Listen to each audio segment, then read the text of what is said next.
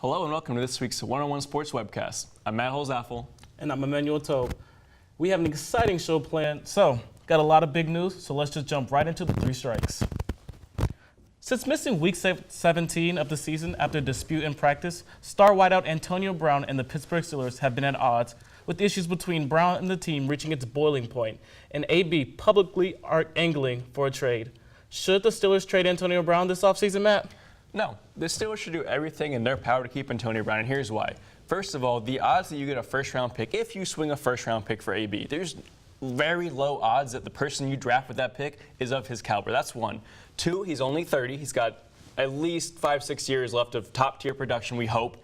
And also, four, this is the top 5 receiver in the NFL. You can't just let him walk, especially when there's a dispute that you could fix in-house. See, Matt, you're bringing up all of these good points, and, you know, they're great points. But let me tell you something. The Steelers this year have had a problem with a substance. It starts with a D. It's not drugs, it's drama. This entire year, they have had so much drama. They have not been able to keep it on the field, and that's the reason they missed the playoffs. It's not that they don't have enough talent. Antonio Brown is an extremely talented player, but if we're talking about drama, this entire year, all AB has brought is unnecessary drama. Look at Juju Smith. Is drama player's fault or is it coach's fault? Whose fault is drama? Is it everyone's fault?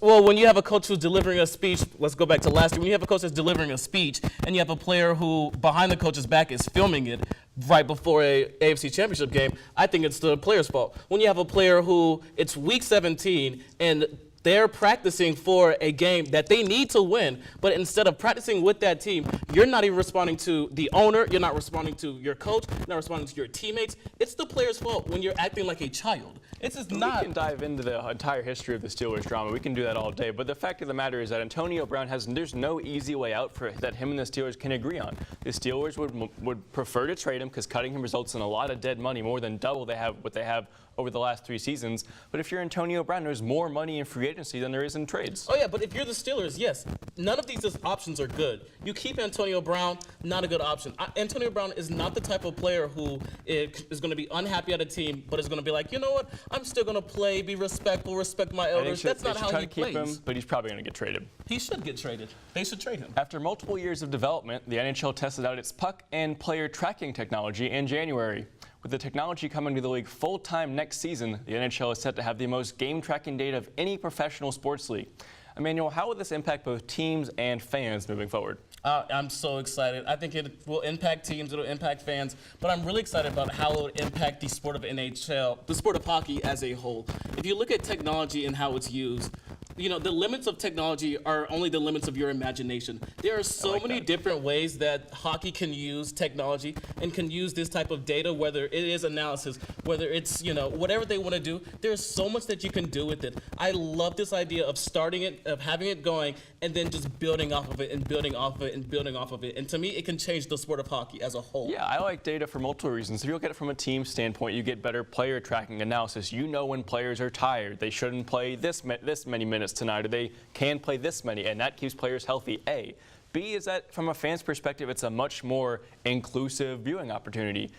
Imagine this, 5 years in the future, you're watching an NHL broadcast. You can swipe over on the screen and see, you know, fatigue, shots, you know, speed on the ice for any player on the ice. That's phenomenal. That is the future of sports broadcasting, and we're seeing it now. The future is now. And one thing that we talk about in terms of you know, sports in general is the presentation. It's not just about the sport and the athletes, but as viewers and as the audience, we care about the presentation a lot and how they play. I think this will be great for the presentation of the NHL. Absolutely. After a season with low attendance and television ratings, the MLB and MLB Players Association recently met to discuss potential rule changes. Although none will be added this year, ideas included relievers facing a minimum of 3 batters and a designated hitter in both leagues. And are these ideas good, or do you think they can come up with some better ideas?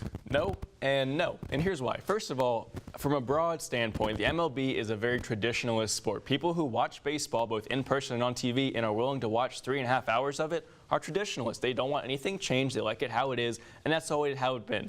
We'll look at the DH. We'll break that down. First of all, 2 years ago, they said, well, let's eliminate the DH. Now they want it in both leagues. They're not going to pick something. As for the pitching change thing, pitching changes are such a strategic part of the game, and every pitch matters.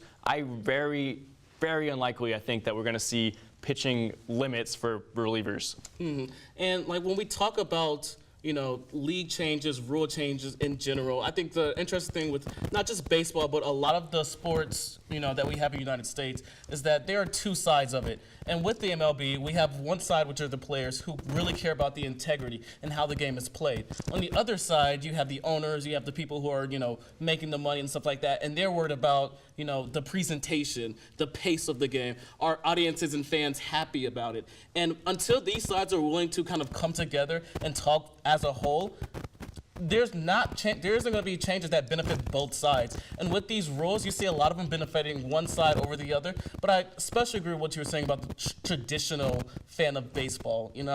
Analysis, the people who are like us and who are experts in watching it, they're keeping the scorebook, pen and pencil, and we still see that today. So. Yeah, but I was going to say there are a lot of people, who are like thinking about, okay, well, this could be good for baseball, or this could be good for the fans, and this and that, what it could do.